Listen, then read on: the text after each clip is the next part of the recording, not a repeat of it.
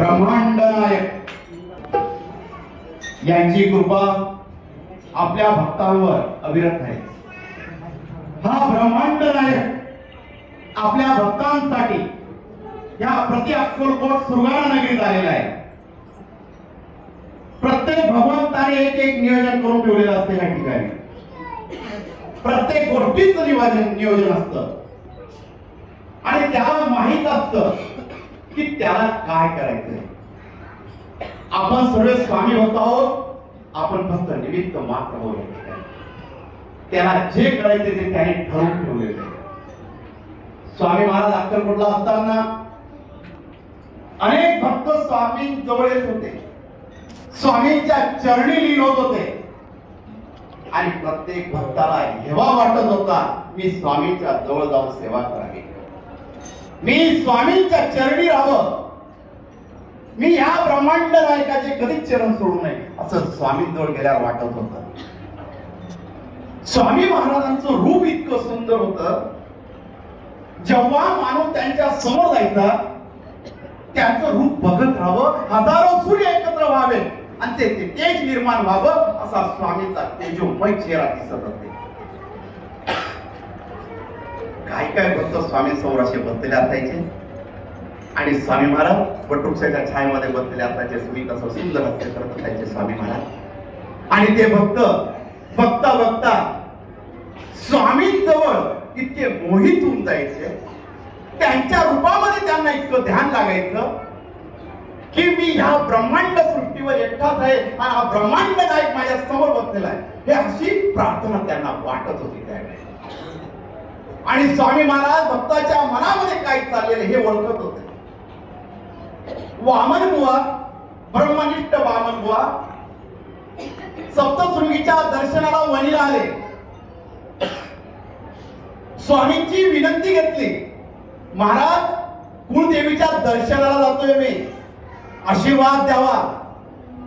आणि स्वामींनी त्यांना आशीर्वाद दिला आणि ते सप्तशृंगी गडावर आले होते वामन बुवा, ज्यांनी गुरु लीलामृत केलं।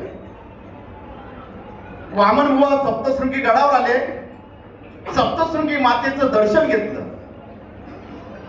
पण मनामध्ये एक इच्छा होती, सप्तशृंगीच्या देवीच्या मुखामध्ये विडा भरलेला होता। देवीच्या मूर्तीला उभे राहिले।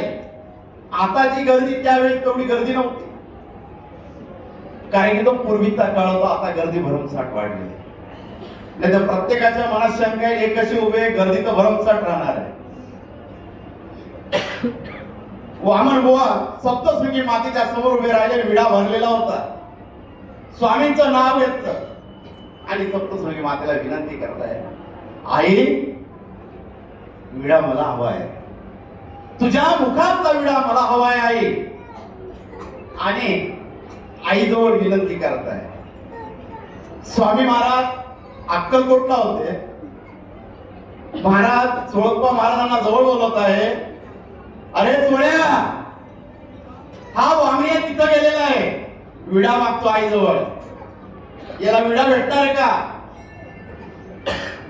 महाराज आपला भक्त कुठं आहे, त्याच्या मनामध्ये काय चाललेले, त्याच्या मनामध्ये काय भाव आहे, त्याच्या मनामध्ये कोणते विचार आहे, हे स्वामी महाराज अक्कलकोटला असताना ते जाणत होते भक्ताच्या मनामध्ये। वामन बुवा अशी विनंती करताय, सप्तशृंगी मातेकडे बघताय, दोन्ही जोडी हात पुढे केलेले आणि आईला सांगता, आई मुखातला विडा हवाय मला, मला तुझ्या मुखातला विडा हवाय। पण तो विडा काही पडत नव्हता। आपण आजही सप्तशृंगी मातेच्या मंदिरात जातो, विडा कधीच पडत नसतो, तो एकदम पेसोपेस लावलेला असतो मुखामध्ये। आणि वामन बुवा विड्याची इच्छा धरून तिथं उभे होते, आईला विनंती करताय, आईला विडा देण्याची इच्छा आहे वामन बुवांना। का? वामन बुवा गुरु लीलामृतीत आहे स्वामींचं, स्वामींच्या लीला लिहित आहे। स्वामींच्या जवळ राहून स्वामींनी काय लीला केला त्या अक्कलकोट मध्ये, त्याचं एक एक लिखाण त्या गुरु लीलामृत मध्ये आहे आणि त्याचं लिखाण हे वामन बुवा करत होते। म्हणून आईची इच्छा होती वामनाला हा मुखातला विडा द्यावा, पण स्वामी महाराज विडा देत नव्हते। स्वामी महाराज वटवृक्षाच्या छायेखाली हसत होते, वामण्याला विडा हवाय, आणि चोळप्पा महाराजांची चेष्टा थट्टा करत होते. चोळप्पा महाराज स्वामींना विचारले, अहो स्वामी, आता वामनराव इथं नाहीये, मग त्याला का बोलताय? अरे चोळ्या, तू काय ओळखशील? हा वामण्या सप्तशृंगीच्या दर्शनाला गेलेला आहे. याला आमच्यात कुळदेवी दिसली नाही. हा भक्ती करायला सप्तशृंगीच्या गडावर गेलेला आहे. आणि वामन बुवा इकडे विड्याच्या शोधा सप्तशृंगी मातेकडे पाहत आहे, विनंती करताय, भाव भरून आलेला आहे. सप्तशृंगी मातेच्या मुखातला विडा काही पडत नव्हता. तिथं विनंती करून करून थकत होते. शेवटी डोळ्यामध्ये पाणी आलं वामन बुवांच्या आणि बसून घेतलं तिथं. आई, मला विडा हवा आहे तुझा. आणि तिथं लहान मुलासारखे वामन बुवा रडू लागले आणि आईजवळ विनंती करू लागले, आई मला विडा दे ग. तुझं लेकरू तुझ्या दारात आलेलं आहे.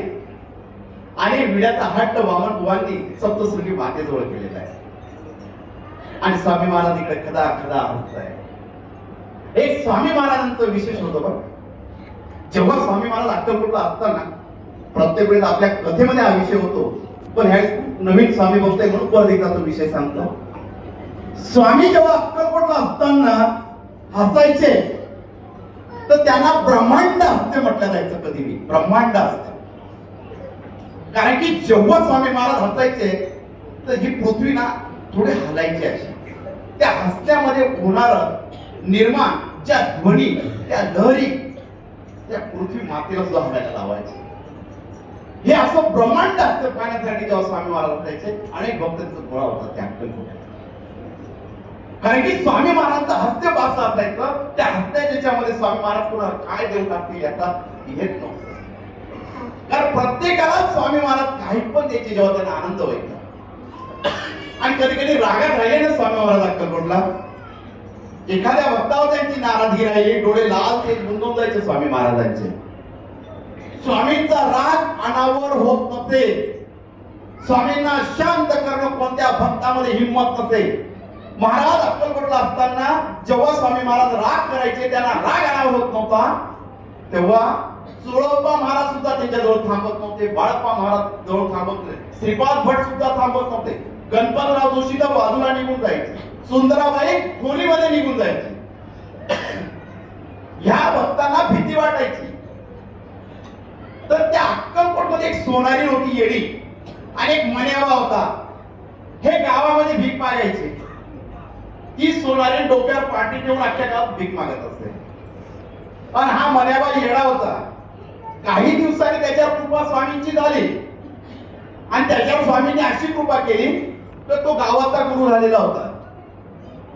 स्वामी महाराज येड्याचं चांगलं केव्हा करून टाकतील कोणाला कळत नसते. आणि हा मण्याबा येडा आणि सोनारी हे गावामध्ये फिरत असे.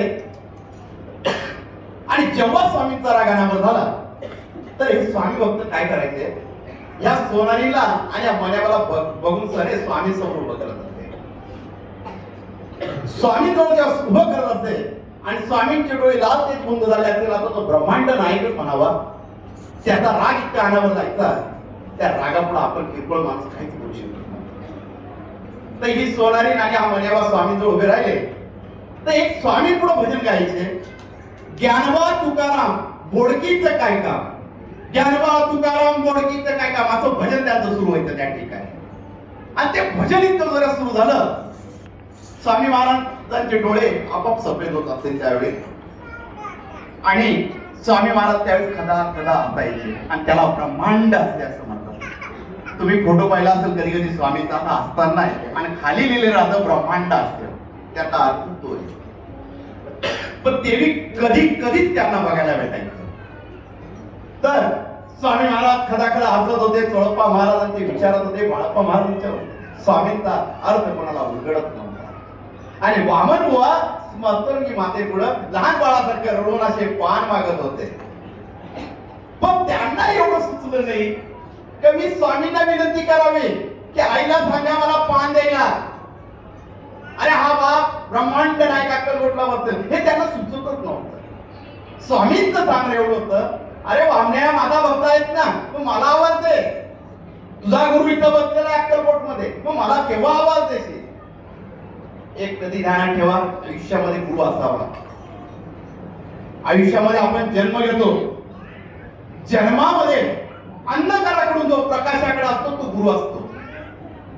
आपल्याला जेव्हा आधार लागतो, अनेक संकट येतात आयुष्यामध्ये, त्या संकटाचं निवारण करण्यासाठी आपल्या पाठीशी जर आपला गुरु भक्कम असला तर संकटाची किरकोळ आपल्या दारातून निघून जाते, तुम्हाला स्पर्श सुद्धा कधी करू शकत नाही, एवढी गुरुची शक्ती असते. म्हणून आयुष्यामध्ये गुरु असावा. जन्म घेतल्यावर आपली सर्वात मोठी गुरु असते ती आई. आणि त्या मातृत्व जिने आपल्याला दिलं, जिने प्रेम दिलं, ज्या आईने प्रेम दिलं, त्या आईचा कधीच धिक्कार करू नका. तुम्ही आयुष्यात किती पैसा कमवा, किती बंगले बांधा, जर तुम्ही घरात आईला सुखी ठेवत नसाल, तुमच्या पैशावर थोडे काहीच उपयोग नाहीये. आयुष्यभर पैसे कमवायमध्ये गेलं आणि घरात आई बाप सुखी नसेल, काहीच उपयोग नाही. ते जिवंत आहे तेव्हा त्यांना पाणी पाड. मेल्यावर म्हणू नका का तो पडेले, आई पडेले, आणि तेव्हा सर्व आठवतं, माझ्या आईने मला खूप जीव लावला, माझी आई अशी होती, माझी आई तशी होती. 10व्याच्या दिवशी भाषण वाचल्या जातात, त्या आईबद्दल गुणगान केल्या जातात. अरे काय 10व्याला गुणगान करतो? ती मरायच्या आधी गुणगान कर, तिची सेवा कर, तेव्हा ती भगवंतापर्यंत पोहोचते. त्या आईला कधीच विसरू नका.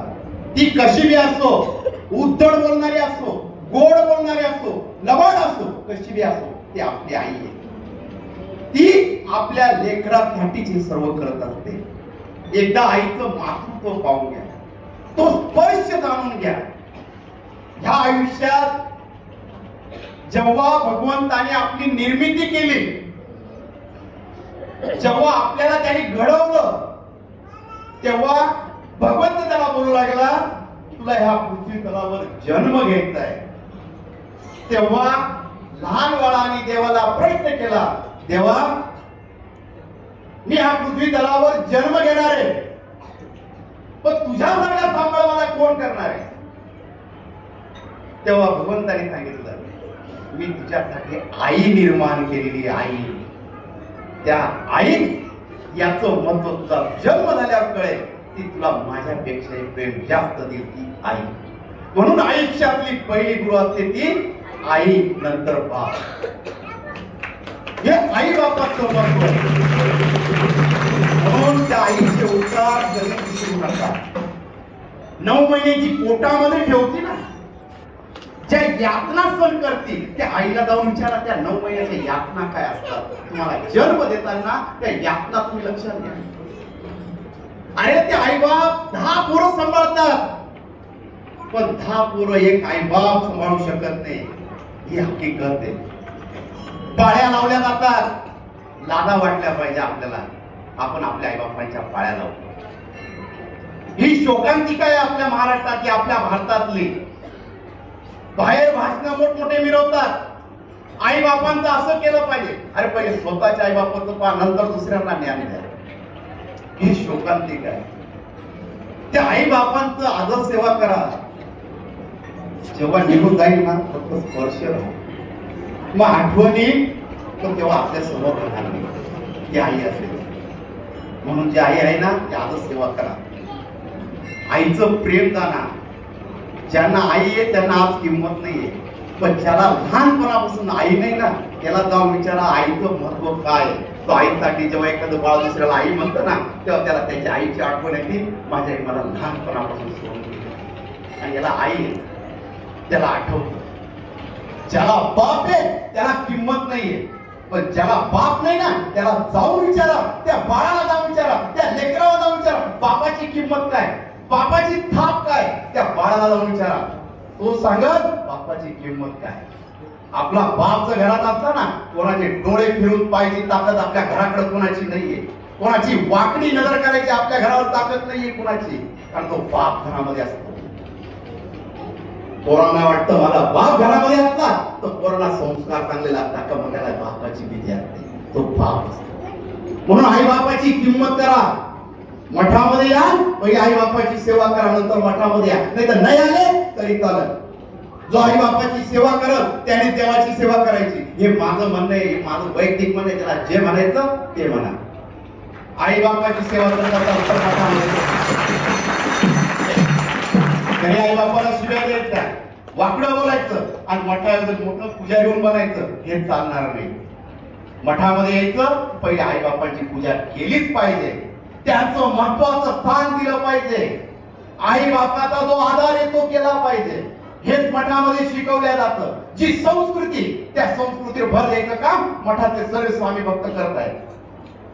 कारण की संस्कृती कशी लागली, कोणी म्हणाले तर मठामध्ये शिकवत नाही, शिकवायची गरज नाही. तो जेव्हा या संस्कृतीमध्ये येतो, वावरू लागतो, त्याला भीती वाटते, मी जर वाईट वागलो तर माझ्या स्वामींचं नाव खराब होईल, म्हणून ते नाव खराब होऊ नये, माझ्या स्वामींच्या नावाला पुढे डाग लागू नये, म्हणून त्याच्यामध्ये जे संस्कार हे आपोआप घडत असतं या मठामध्ये. ही या मठाची ताकद आहे, ही स्वामी सेवा आहे. म्हणून सर्वांना विनंती आहे, आई बापाची सेवा करा. ते आहे तेव्हा सर्व मिळेल. एकदा गेल्यावर फक्त आठवणी ताज्या करा. पुढं काही घडलं, व्हॉट्सअपवर एखादा मेसेज आला, तेव्हा ते एखादा असा दिलदार असतो का सर्वात ज्ञानी तोच आहे, 10 जणांना मेसेज पाठवतो, आई अशी असली पाहिजे, आईची अशी सेवा केली पाहिजे, आईचं महत्व का. त्या व्हॉट्सअपवर जर एखाद्याने मेसेज पाठवला की आपल्याला वाटतं फारच दानी, हा आईचीच सेवा करतोय, पण त्याच्या घरी जाऊन पाहिलं तो 2 शिव्या आईला देत असतो. आईची तत्विकवाद होता, त्याबद्दल माझं म्हणणं नाही. नाहीतर काही काही जण मला माहिती, माझं थोडक्यात थोडी कटकट होती आणि आता माऊली नाही तर कटकटच करायची. तात्विकवाद तत्वांची माझ्या आईशी कधी कधी होता. नाही तर तुम्ही एखाद्या वेळी म्हणा इथं ज्ञान शिकवलं आणि स्वतःच्या आईला गरीब उत्तर देतो. पण ते कसं आहे, घरामध्ये ते आईचं आणि मुलाचं प्रेमाचं नातं असतं, ते प्रेमाचं भांडण असतं, म्हणून त्या भांडणाकडे लक्ष द्यायची गरज नाही. जो राग असतो तो फार वेगळा असतो. तर आईचं आणि मुलाचं ते भांडण असतं, ते प्रेमाचं वेगळं, रागाचं वेगळं. जेव्हा ती बायको येते तेव्हा ते रागाचं भांडण, आणि बायको येण्याच्या आधी ते प्रेमाचं भांडण. हे भांडणामधले प्रकार, बरोबर आहे का? तर वामन बुवा रडत होते, आईला सांगत होते, लहान बाळासारखे रडत होते, स्वामी महाराज सांगता, हा मला सांगत नाहीये, यांनी मला सांगावं, आईला मी सांगतो, पाणी दे. वामन बुवा थांबले आणि वामन बुवाकडून सहकार्य आले होते, त्यांनी काही केले. वामन बुवा चला घरी, वेळ किती झाला, का लहानपणासारखे रडताय. वामन बुवा म्हणताय, आज आई मला पान देत नाही, तो विडा जर माझ्या हातामध्ये पडला तर माझी इच्छा पूर्ण होईल, मला स्वामी पावल्यासारखं होईल. फक्त मुखातून शब्द निघाला, स्वामी मला पावल्यासारखं होईल, तर मागच्या भक्ताने सांगितलं, मग आईला नको सांगू, त्या स्वामींना विनंती कर, तो तुला विडा भेटेल. वामन बाबा दचकले आणि स्वामींचं ध्यान करू लागले. या वणीगडावर सप्तशृंगी मातेजवळ, स्वामी मला विडा हवाय, आईला सांगा. आणि स्वामी तिथून ऐकताय, स्वामी हसताय, आणि तेव्हा स्वामी म्हणतात, अगं आई, माझं लेकरू तुझ्या दारापुढे बसलेले, त्याला विडा देऊन टाक. फक्त एवढेच बोलले आणि आईच्या मुखातला विडा होता तो वामन बुवांच्या झोळीमध्ये पडला. ही स्वामी भक्ती, हा विश्वास आहे. स्वामी महाराज आपल्या भक्तांसाठी तिथं धावून जातात. कधी तुम्ही मठात जा, स्वामींकडे विनंती करा, तो भक्तांसाठी धावूनच येतो. तो कधीच खाली हात पाठवत नाही. आपल्या मठामध्ये असंख्य भक्त येतात, असंख्य भक्तांचे इथं स्वामींनी त्यांना संकटातून मुक्त केलेले. अखंड स्वामी भक्तांच्या इच्छा या मठामध्ये पूर्ण झालेल्या आहे. पण काही स्वामी भक्त सांगतात, काही भक्त जपून ठेवतात. कारण स्वामी भक्त ना भीती वाटते का एवढ्या लोकांनी तुम्ही माझा अनुभव कसा सांगतो, पण ते जेव्हा आम्हाला सांगताना अनुभव तर अंगाला कापरो. आज गावामध्ये बहुतेक जवान मुलं व्यसन सोडून आपल्या मठामध्ये माळी टाकल्या. 100, 150, 200 जणांनी टाकल्या. जेव्हा त्यांचे घरचे मला भेटतात, हात जोडून एकच सांगतात, माऊली आम्ही निश्चिंत झालो, बस तोच आशीर्वाद कमवला असं वाटतं मला. आपल्याला काहीच नकोय, फक्त समाधान हवंय आयुष्यात. वडिलांनी मला एकच सांगितलं, पैसा कमी कमव, पण माणुसकी कमवायला विसरू नको. लोकांचं मन जी, माणसाला माणूस जोड, पैशाला पैसा जोडायचं काम कधीच करू नको, नाही तर तू माणुसकी विसरून जाईल. हे मला माझ्या वडिलांनी दिलेलं ज्ञान आहे आणि ते मी आजपर्यंत माझ्या वडिलांनी मला एकच चांगलं शिकवलं की भगवंताची सेवा करताना स्वार्थ ठेवू नको, निस्वार्थी सेवा कर, तो तुझ्या पाठीशी उभा राहील. मी त्यांचं ऐकलं, निस्वार्थ सेवा करायला सुरुवात केली आणि स्वामीच्या पादुका अक्कलकोटून मला भेटले. या हा मोठा आनंद या मठासाठी. म्हणून आई बापाचे आशीर्वाद घ्या. त्या बापाने जर आशीर्वाद दिला ना, आयुष्यात कल्याणच होणार. त्याचं ऐका, ते आपलं वाईट पाहणार नाही. आयुष्यात जर तुमचा खरा सल्लागार असेल तर तो तुमचा बापच असेल, मित्र नव्हे. मित्र त्याचा स्वार्थच बघणार आहे, बाप तुमची काळजी करणार आहे. मागवी मी बोललो होतो, तो बाप रागवतो ना घरामध्ये, जसा भांड्यावाला जे भांड घडवताना त्याला ठेचतो, त्याला आकार देतो आणि जेव्हा ते भांड ठेचून ठेचून एकदम व्यवस्थित आकारामध्ये येतं, तसा बाप असतो. आपल्या मुलाला रागवत असतो, शिव्या देत असतो. मुलाला वाटतं माझा बाप लय शहाणा आहे, मलाच बोलतो, कधी दोन शब्द बोलत नाही, कधी माझं कौतुक करत नाही. अरे तो बाप मुलाच्या तोंडात कधीच कौतुक करत नाही, पण आईजवळ जातो ना तेव्हा हळूच बोलतो, माझा पुढे खूप हुशार झालेला आहे, त्याने आज असं केलं. तो कधीच मुलापुढे कौतुक करू शकत नाही. का?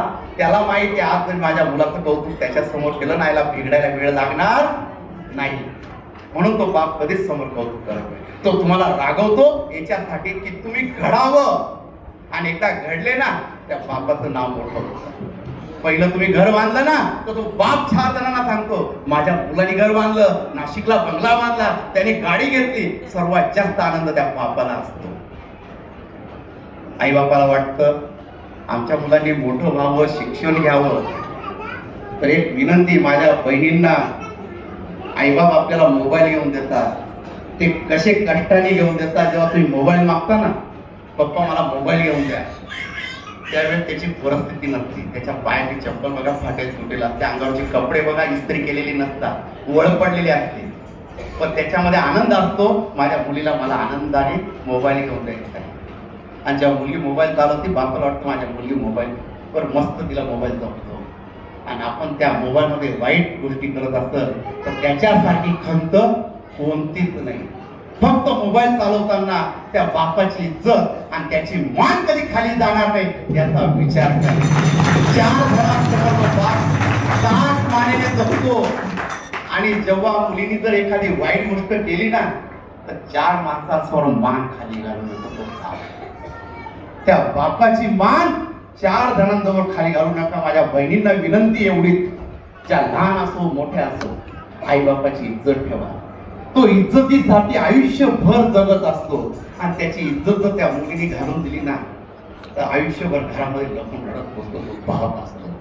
त्या बापाला माहित असतं काय आहे बापाला, की माझी लेक काय. म्हणून त्या लेकीला माझी हात जोडून विनंती आहे, त्या बापाने मोबाईल घेतला ना तर त्याच्यात वाईट विचार करू नका. त्या बापाची इज्जत ठेवा. जेव्हा मुली पळती ना घरातून तर आई बाप जेवण सोडून देतो, तिची इज्जत ठेवा.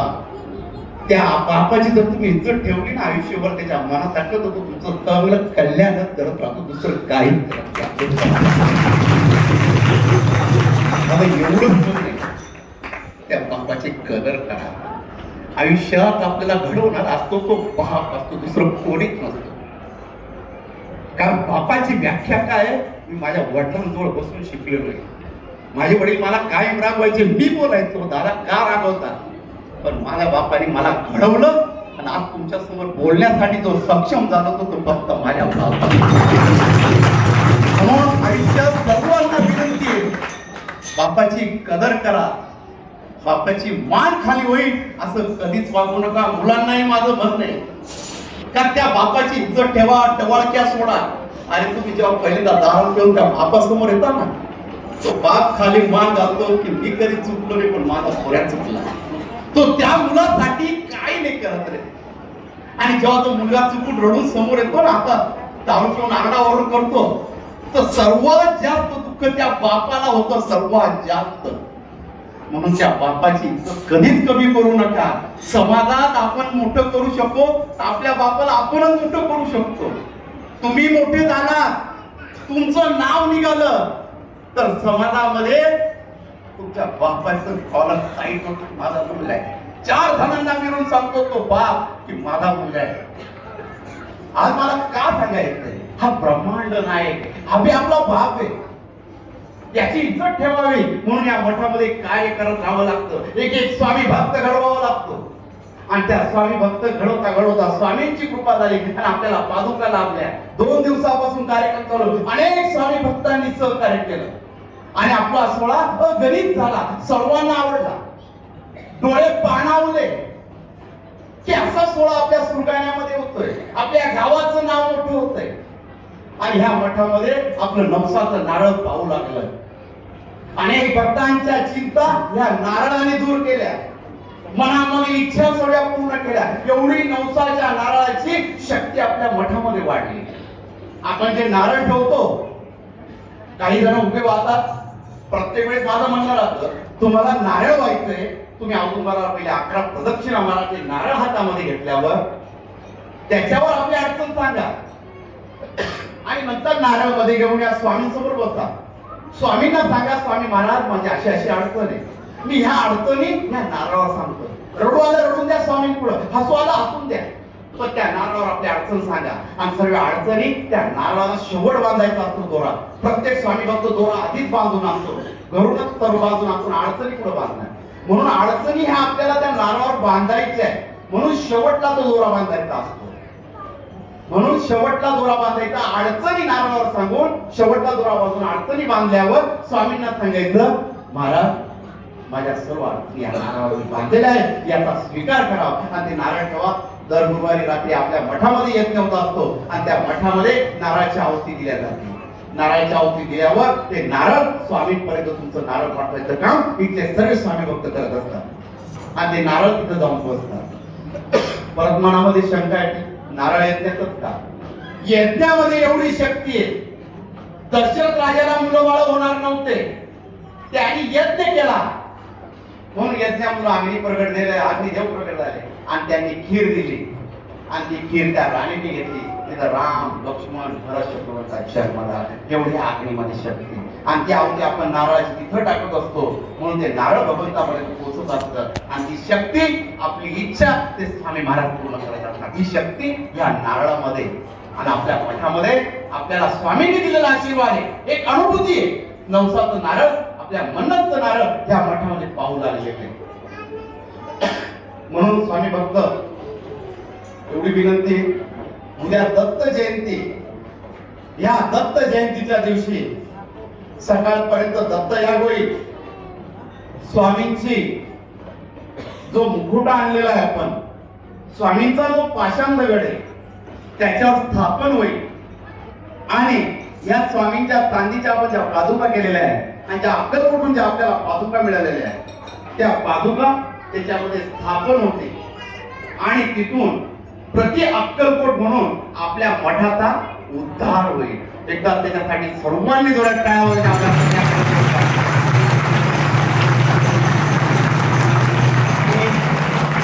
यापुढे लक्षात ठेवायचं, तुम्हाला कोणी विचारलं कुठे राहता तर पटकन सुरगाणा नाही बोलायचं. काय म्हणायचं?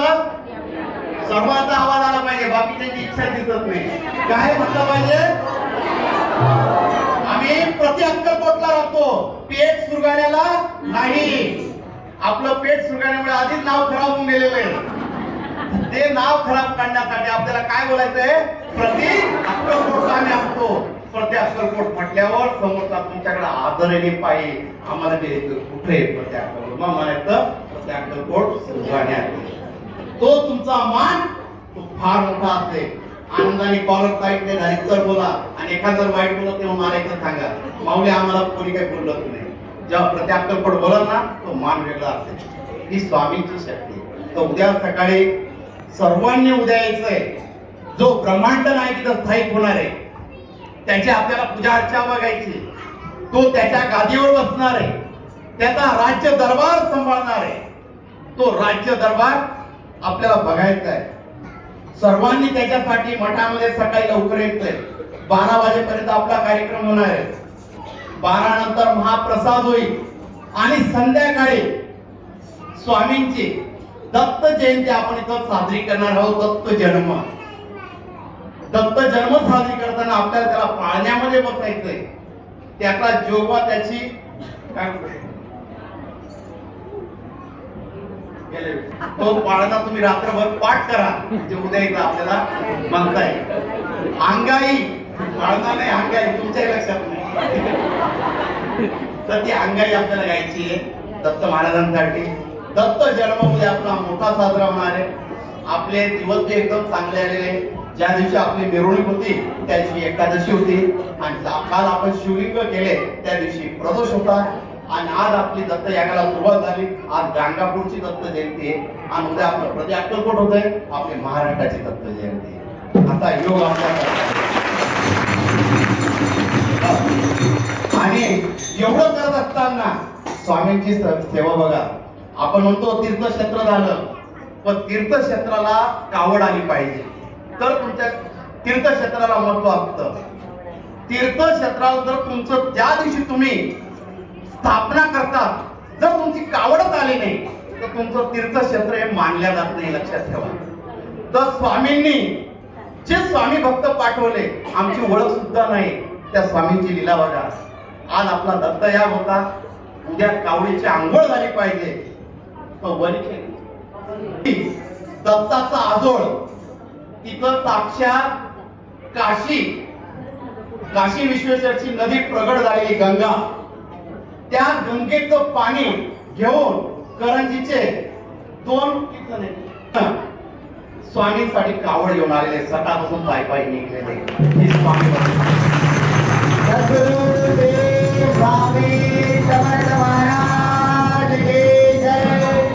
मला शंका असेल ना, हे सर्व नाट्य तो बघून घ्या, तो ब्रह्मांड नायक सर्व ठरवून ठेवतो.